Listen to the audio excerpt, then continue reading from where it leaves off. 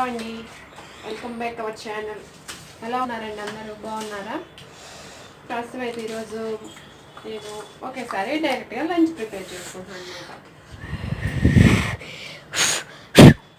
ఎందుకు అంటే ఏమీ బ్రేక్ఫాస్ట్ ఏం చేయలేదు. ఇంకా టైం వచ్చేసి కూడా 9 దాటేస్తుంది కదా, 10 అయిందా, 10 అయింది. ఇంకేం చేస్తాం అని చెప్పి ఒకేసారి లంచ్ ప్రిపేర్ చేస్తాను అనమాట. ఈయన వేషాలు చూడండి ఎట్లా ఉంటాయో. సరే, మా లంచ్లోకి ఏం ప్రిపేర్ చేశాను ఏంటనేది ఒకసారి మీరు కూడా చూసేయండి. నేను రైస్ అని పెట్టేశాను, కర్రీకి ప్రిపేర్ చేస్తున్నాను అనమాట. చూపిస్తా, ఇది చూపిస్తావా? చూపించు.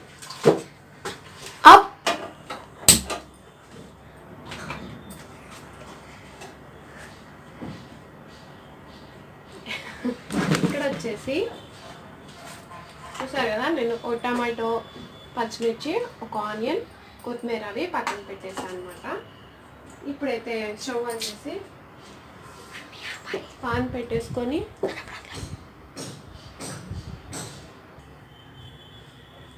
ఆయిల్ హీట్ చేసుకున్నాక పోపు దినుసులు యాడ్ చేసుకోవాలి. ఉంటే ఎండుమిర్చి వేసుకున్నా మనకి సూపర్ టేస్ట్ ఉంటుందండి. ఎండుమిర్చి అయితే ఇలా ఆయిల్లో వేగిపోయాక తినేటప్పుడు చాలా బాగుంటాయి, కారం కూడా అనిపించవు అనమాట. పోపు దినుసులతో పాటు నేను 4 టీ స్పూన్ మెంతులు యాడ్ చేస్తున్నాను.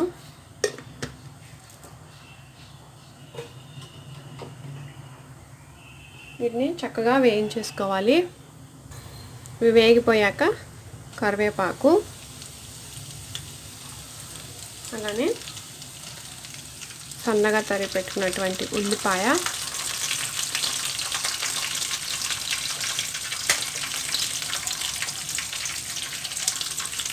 తర్వాత 2 టమాటాస్ యాడ్ చేశాను నేను. టమాటా ఎందుకు యాడ్ చేస్తున్నా కూడా మీకు తర్వాత చెప్తానండి. తర్వాత పచ్చిమిర్చి,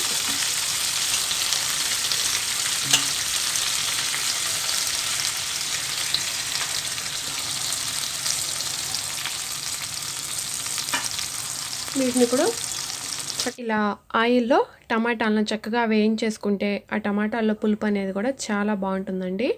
కొంచెం సేపు ఆయిల్లో మగ్గించుకుంటే పచ్చిమిర్చి అయినా టమాటా అయినా చాలా టేస్టీగా ఉంటుంది. ఇక్కడ నేనైతే పోపులో ఇంగు వేసుకోవడం మర్చిపోయాను అనమాట, అందుకని ఇప్పుడు యాడ్ చేస్తున్నానండి. ముందే యాడ్ చేసుకుంటే మనకు ఆయిల్లో వేగిపోయి టేస్ట్ అనేది బాగుంటుంది. ఇప్పుడు వేసుకున్నా పర్లేదు, వేగిపోతుంది. ఇక తర్వాత కొన్ని ఉప్పు మిరపకాయలు అనమాట. వీటిని కొన్ని ప్రాంతాల్లో కొన్ని పేర్లు పెట్టి పిలుస్తూ ఉంటారు. మేమైతే ఉప్పు మిరపకాయలు అని పిలుస్తామండి. వీటిని కూడా కొన్ని వేసేసుకుంటున్నాను. ఇవి తినేటప్పుడు కూడా చాలా టేస్టీగా ఉంటాయండి. పచ్చిమిర్చి వేయటం వల్ల బాగా ఘాటు వస్తుంది అనమాట. తుమ్ములు, దగ్గులు కూడా వచ్చేస్తున్నాయి ఇవి ఆయిల్లో వేగుతుంటే. అలానే వీడియోస్ని చూసేవాళ్ళు ఎవరైనా సరే ఒక లైక్ చేయండి, తప్పకుండా షేర్ చేయండి. అలానే మన ఛానల్ వీడియోలు ఎవరైనా కొత్తగా చూస్తున్నట్లయితే ప్లీజ్ సబ్స్క్రైబ్ చేయండి. ప్లీజ్ మీరు ఎంతో కొంత సపోర్ట్ చేస్తేనే కదండి వీడియోస్ ముందుకు వెళ్ళేది. సో సబ్స్క్రైబ్ చేయండి మర్చిపోకుండా. వీటైతే ఇలా మగ్గించేసుకోవాలి. ఇలా మగ్గిపోయాక దీనిలో రుచికి సరిపడినంత కారపొడి, ఏంటి ఎక్కువ వేసాను అనుకుంటున్నారా? ఇప్పుడు అస్సలు మెయిన్ ఇదనమాట, ఆకుకూర పప్పు, చుక్కకూర పప్పు అనమాట. ఉడికించేసి పక్కన పెట్టేసాను. ఇప్పుడు దీనిలో యాడ్ చేసేసుకొని చక్కగా ఒకసారి కలిపి వేసుకోవాలి.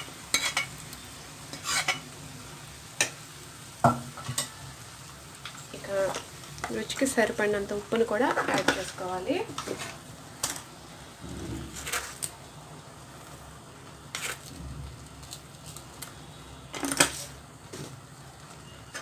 ఇప్పుడు ఇక మంటను ఆపేసుకొని దీన్ని చక్కగా ఇలా కలిపి వేసుకోవాలి. టమాటాలు ఎందుకు యాడ్ చేశానంటే నేను చుక్కకూర పప్పు చేశాను, కాకపోతే దానిలో కూడా కొంచెం చింతపండు పెడితేనే టేస్టీగా ఉంటుందన్నమాట. ఎక్కువ ఆకుకూర పెట్టుకుంటే అవసరం ఉండదు, చుక్కకూరని ఎక్కువ పెట్టుకుంటే. ఇక్కడ నాకు 2 కట్టలు అవైలబుల్గా ఉంటే 2 కట్టలు మాత్రమే పెట్టాను. సో పప్పు ఎక్కువగా ఉంటుంది కదా అని చెప్పేసి నేను, ఎందుకంటే చింతపండు పెట్టలేదన్నమాట, అందుకని పోపులో టమాటాలు 2 యాడ్ చేశాను. ఇప్పుడు ఏంటంటే పులుపుదనం అనేది కరెక్ట్గా సరిపోయి టేస్టీగా ఉంటుంది. అండ్ పచ్చిమిర్చి వేయించేసాము, స్పైసీగా ఉంటుంది, చాలా బాగుంటుందండి. పప్పుని ఇలా ప్రిపేర్ చేసుకున్నా సరే, పోపు అనేది మనం ఇలా పెట్టుకున్నా కూడా చింతపండు లేకుండా పులుపుదనం అనేది వచ్చేస్తుంది. చాలా సూపర్ టేస్టీగా ఉంటుంది, ఎమ్మీగా ఉంటుంది అనమాట. అయిపోయింది చుక్కకూర పప్పు. ఫైనల్గా కొత్తిమీర యాడ్ చేసుకోవాలి.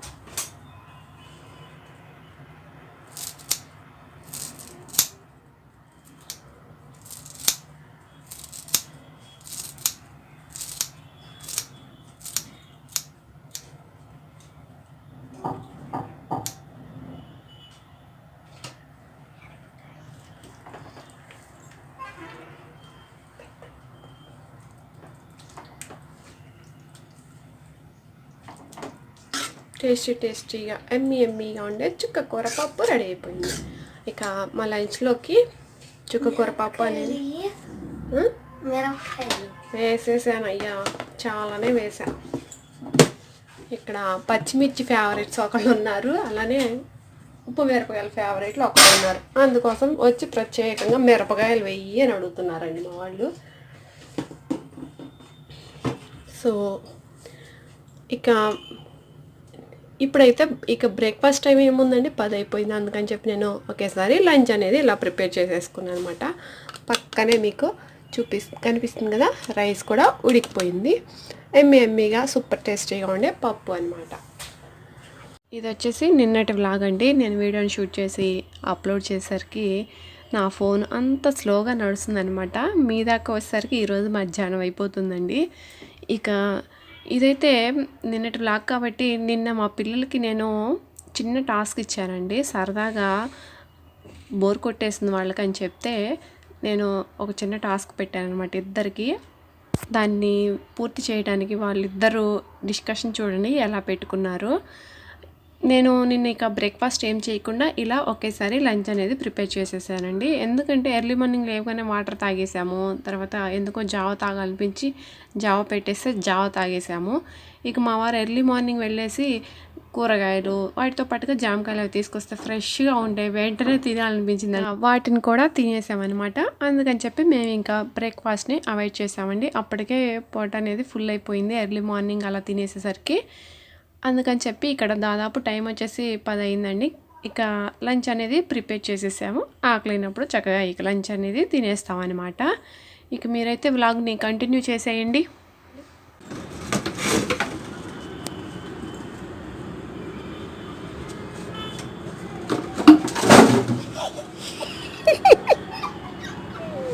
మళ్ళీ పెట్టు, వంగురా, వంగి పెట్టు.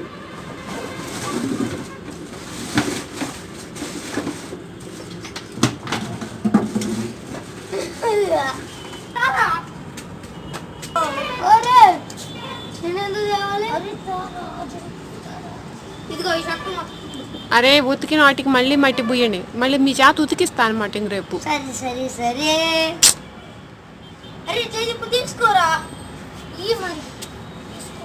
వాడు ఈడుస్తాడు ఇప్పుడు, అవి మొత్తం మట్టి చేస్తాడు రా. ఇంకా రండి. వీళ్ళకి నేను అప్పచెప్పిన పని పూర్తి చేయడానికి వీళ్ళిద్దరి మధ్య ఒక డిస్కషన్ జరిగిందండి. ఆ డిస్కషన్ ఏంటో మనం కూడా ఒకసారి చూద్దాం రండి. ఇది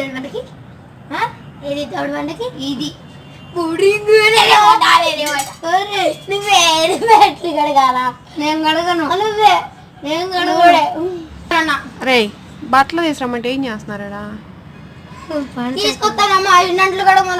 అదేంటిది ఆ ప్లేట్ ఏంది అయిపోయింది అది తింటాం. ఇప్పుడు మళ్ళీ ఏంది, ఇందాక ఒక వరుస అయిపోయిందిగా. 3 సార్లు ఉంది రెండోసారి పోరి పంట మూడోసారి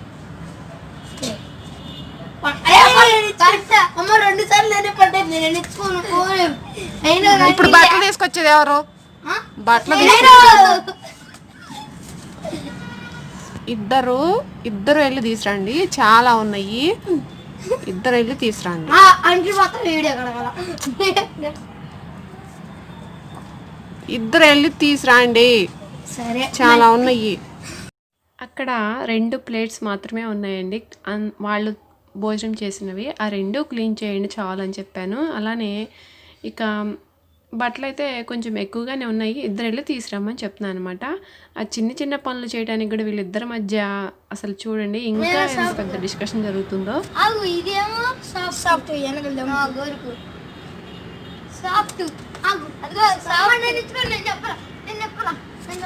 ఒరే మీరు ఇంతసేపు పట్టదురా పోయి తీసురా పోండిరా నేనే చెప్పాలి నువ్వు కాదు సాఫ్ట్ సరేలయ్యా బట్టలు కాదు అంట్లు గడ్డి సరే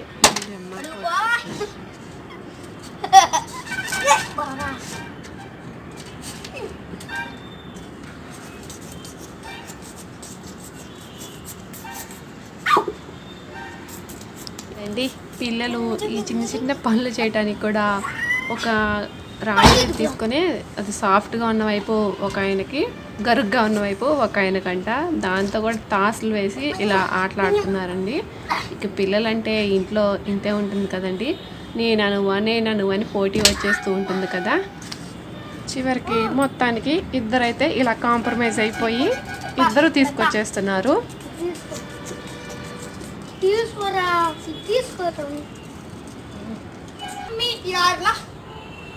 ఏం బాబు ఏం లేదు అలసిపోయావయ్యా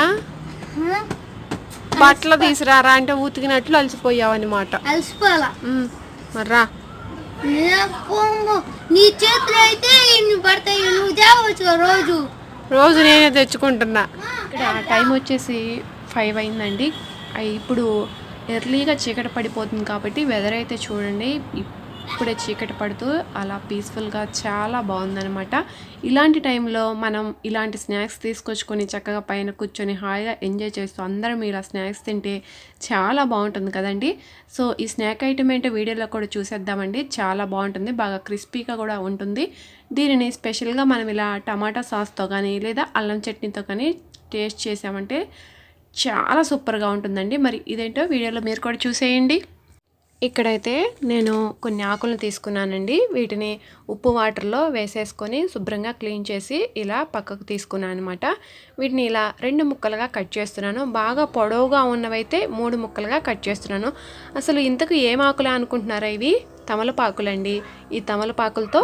ఈరోజు బజ్జీ అనమాట బాగా క్రిస్పీగా టేస్టీగా ఉంటుందండి మనం ఇలా ఈవినింగ్ టైంలో స్నాక్ లాగా ప్రిపేర్ చేసేసుకోవచ్చు లేదా లంచ్ టైంలో నంచుకోవడానికైనా ప్రిపేర్ చేసుకొని ఏదైనా రసము కానీ చట్నీతో కానీ రైస్ తినేటప్పుడు చక్కగా వీటిని పక్కన పెట్టేసుకొని తినేస్తూ ఉంటే చాలా బాగుంటాయండి చాలా బాగా క్రిస్పీగా కూడా ఉంటాయి వీటిని ఎలా ప్రిపేర్ చేసుకోవాలో ఇప్పుడు చూసేద్దామండి ముందుగా అయితే ఈ ఆకులను ఇలా కట్ చేసి పక్కన పెట్టేసుకోవాలి ఇప్పుడు కరోనా సిచ్యువేషన్ కాబట్టి వీటిని కూడా మనం ఉప్పు వాటర్లో ఒక 5 నిమిషాలు నానబెట్టేసి క్లీన్ చేసుకున్నట్టయితే వాటికి ఉండే డస్ట్ అనేది శుభ్రంగా పోతుంది ఈ టైంలో ఇంకా పూజలు అనేవి ఎక్కువగా చేస్తూ ఉంటాం కాబట్టి వీటిని ఎక్కువగా తీసుకొచ్చేస్తూ ఉంటాము వాటిని ఏమైనా మిగిలిపోతే ఇలా వేస్ట్ చేయకుండా స్నాక్ ఐటెం లాగా ప్రిపేర్ చేసేసుకోవచ్చండి ఇక ఇక్కడ మనం పిండి బ్యాటర్ని తయారు చేసుకోవాలండి దానికోసం ముందుగా ఒక బౌల్ని తీసుకొని దీనిలో 2 కప్పుల శనగపిండిని యాడ్ చేస్తున్నాను అలానే 1 కప్పు బియ్యం పిండిని యాడ్ చేస్తున్నాను మనం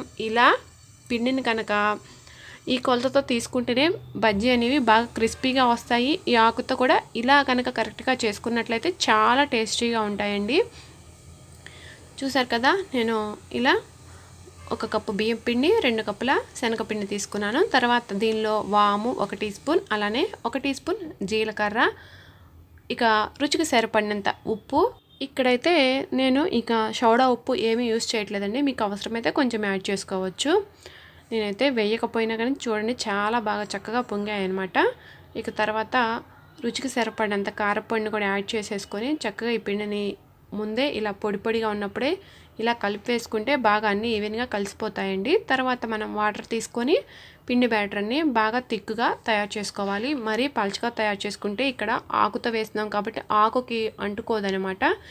అందుకని చెప్పి బాగా థిక్గా ఈ పిండి బ్యాటర్ని తయారు చేసుకోవాలండి. మనం పచ్చిమిర్చి బజ్జీ వేసుకుంటాం కదా, అంతకన్నా కూడా థిక్గా అయితే ఇక్కడ పిండి బ్యాటర్ని తయారు చేసుకోవాలి. ఇక్కడ నేను వీడియోలో చూపిస్తున్న విధంగా ఉండలు కట్టకుండా పిండిని అయితే ఇలా నీళ్లను చూసి యాడ్ చేసుకుంటూ జాగ్రత్తగా ఇలా థిక్గా తయారు చేసి పక్కన పెట్టుకోవాలండి.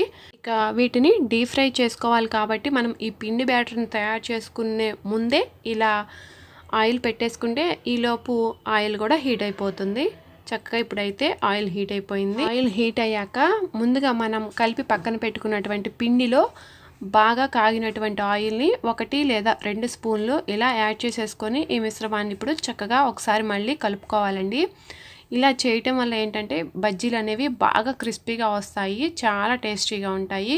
కాగబెట్టిన ఆయిల్ వేస్తేనే మనకు బజ్జీ అనేది కొంచెం క్రిస్పీగా వస్తుందండి. ఇప్పుడు ఇక చక్కగా మనం ఆకును తీసుకొని దీనిలో డిప్ చేసేసుకొని ఇలా ఆయిల్లో వేసేసుకోవాలి. ఇక్కడ మనం మరీ లో ఫ్లేమ్లో పెట్టుకున్నాం అనుకోండి, ఆయిల్ అంతా పీల్ చేసి టేస్టీగా ఉండవన్నమాట. అందువల్ల ఇక్కడ హై ఫ్లేమ్లోనే పెట్టుకొని చక్కగా ఈ ఆకు బజ్జీని ఇలా వేయించేసుకోవాలి. చూడండి, ఇలా థిక్గా తయారు చేసుకుంటే ఆకుకి పిండి అనేది బాగా ఇలా పడుతుందనమాట. అప్పుడు బజ్జీ అనేది ఇలా వచ్చేస్తుంది. ఇలా అటు ఇటు తిప్పుకుంటూ చక్కగా వేయించేసుకుంటే టేస్టీగా బాగా క్రిస్పీగా ఉండే తమలపాకు బజ్జీ అనేది ఇలా రెడీ అయిపోయిందండి. ఇలా చక్కగా మనం ఈవినింగ్ టైంలో ఏదైనా టమాటా సాస్తో కానీ లేదా అల్లం చట్నీతో కానీ మనం ఇలా టేస్ట్ చేయొచ్చండి. చాలా సూపర్గా టేస్టీగా ఉంటుంది. మీరు కూడా ఇలా ఒకసారి తప్పనిసరిగా ట్రై చేయండి. ఈ వీడియో మీకు నచ్చిందని అనుకుంటున్నాను. ప్లీజ్ లైక్ చేయండి, తప్పకుండా షేర్ చేయండి. కొత్తగా చూసేవారైతే ప్లీజ్ సబ్స్క్రైబ్ చేయండి. ఇక ఈ వీడియోని ఇంతటితో ఎండ్ చేస్తున్నానండి. రేపటి వీడియోలో మళ్ళీ కలుద్దాం. Thank you, bye.